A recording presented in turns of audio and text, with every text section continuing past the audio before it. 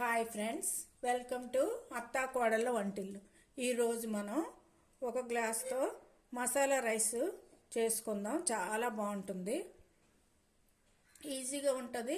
ఎవరైనా వంట రాని వాళ్ళు కూడా చేసుకోవచ్చు. దీనికోసం వేరే ఎక్కువ ఇంగ్రీడియంట్స్ వేసుకోక్కర్లేదు.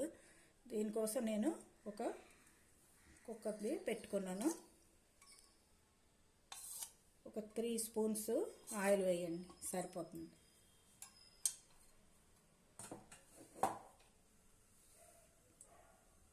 ఎప్పుడు వైట్ రైస్ లాగా కాకుండా అప్పుడప్పుడు ఇలా మసాలా రైస్ చేయడం వల్ల పిల్లలు చాలా ఇష్టంగా తింటారు, బాగుంటాయి. దీనికోసం నేను హోల్ గరం మసాలా, దాల్చిన చెక్క ఒక చిన్న ఇంచు వేయండి, బిర్యానీ పువ్వు, బిర్యానీ ఆకు, ఒక యాలకు,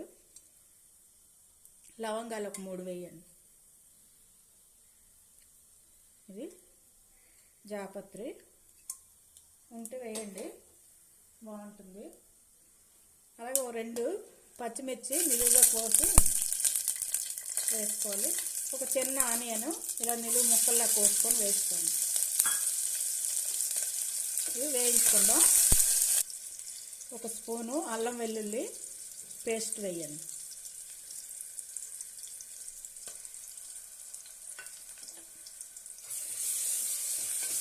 ఇంకెక్కువ మసాలాలు ఏవి అవసరం ఉండదు, చాలా టేస్ట్గా ఉంటుంది రైస్. కొంచెం అల్లం వెల్లుల్లి పేస్ట్ ఒక్క 1 మినిట్ వేయించుకొని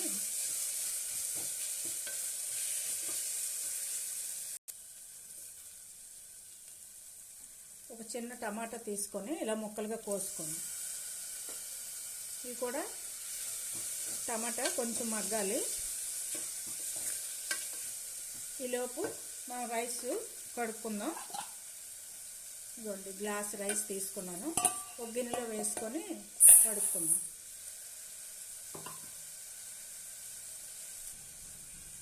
ఇలా వాటర్ వేసి రైస్ బాగా కడుక్కొని, నేను మామూలు రెగ్యులర్ రైస్ తీసుకున్నాను. మీరు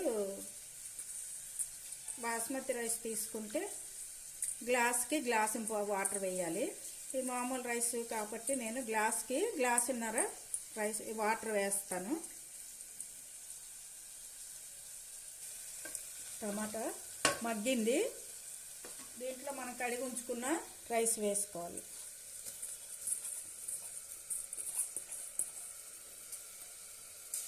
రైస్ కొంచెం ఈ మసాలాలో అయితే బాగుంటుంది.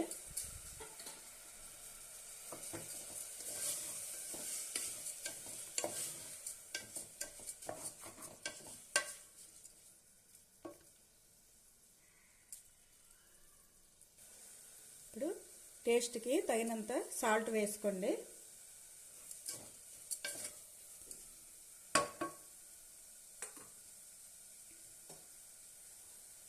మనం తీసుకున్న గ్లాసు ఇది, దీంతో రైస్ తీసుకున్నాం కదా, ఇదే గ్లాస్తో వాటర్ వేసుకోవాలి. 1.5 వేసుకుంటే సరిపోతుంది. ఇదిగోండి, ఎక్కువ అవసరం ఉండదు, సరిపోతుంది. పొడి పొడిగా రావాలంటే ఒక గ్లాస్కి 1 గ్లాస్కి 1.5 వాటర్ వేస్తే సరిపోతుంది. అదే బిర్యానీ రైస్ తీసుకున్నారంటే 1కి 1/4 వేసుకుంటే సరిపోతుంది. 1.5 సాల్ట్ వేసాక కొంచెం బాగా కలుపుకోవాలి. మీదని ఒక స్పూన్ నెయ్యి వేసుకోండి, చాలా టేస్ట్గా ఉంటుంది.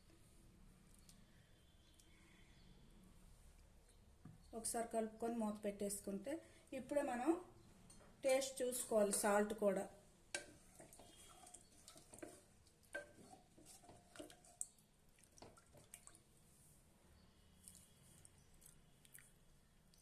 నాకది సరిపోయింది. చాలకపోతే కొంచెం సాల్ట్ ఇప్పుడే వేసుకొని కుక్కర్ మూత పెట్టుకుందాం.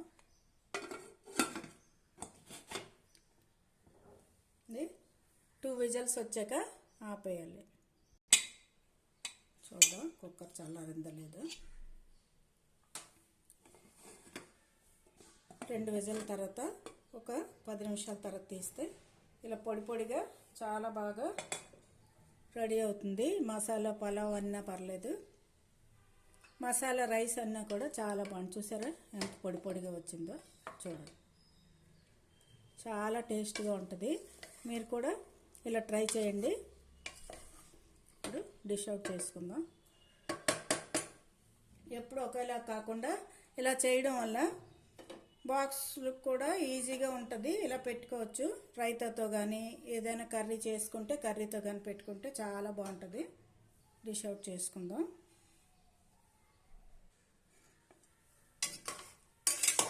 కొంచెం కింద మీద కలుపుకుంటే బాగుంటుంది. చూడండి,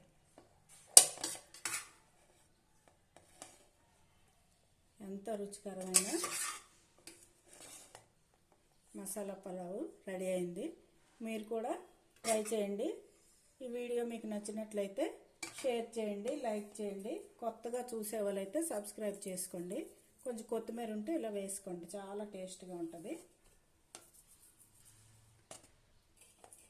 చూసారు కదా, ఇలాగా రైతా కానీ ఇంట్లో అయితే రైతా కానీ ఏ కర్రీ ఉన్నా కూడా చాలా టేస్ట్గా ఉంటుంది. ఏ కర్రీతో కూడా బాగుంటుంది. మీకు నచ్చిన నాన్ వెజ్ కర్రీ కానీ వెజ్ కర్రీ కానీ చాలా బాగుంటుంది. Okay, thank you for watching.